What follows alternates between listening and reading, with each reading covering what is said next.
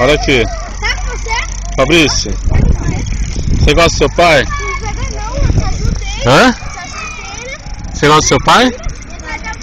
Seu pai é bucho de égua? Hã? Fala. Ele é? Não, Por que não? você é o Diego. Você gosta da sua mãe? Não, você. Não? Lógico que gosta. Você gosta da sua avó? Não. Você gosta de quem? De quem que você gosta? Meu pai, De quem mais? minha mãe, Quem mais? da minha avó. Quem mais? Minha avó. Quem mais? Tio Sandro. Quem mais? Lê. Quem mais? Nani. Quem mais? Vadinho. Quem mais? Eu já joguei. Ó, Frederic. Ronaldo. quem mais? Frederic. Quem mais?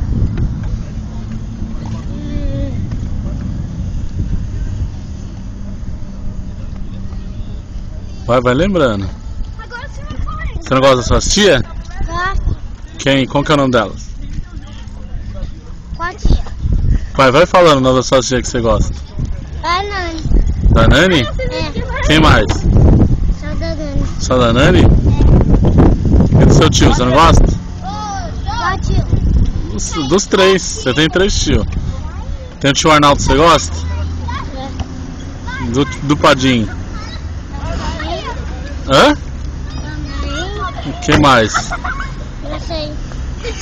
Você gosta dos seus amiguinhos da escola? Hã? Não gosto. Você gosta da sua tia da escola? Sim. Sim, você gosta do Estopa, seu cachorro? Não, é o Black. É o Black. Tá bom então. Então dá um tchau pro vídeo assim. Tchau. Tchau. Né?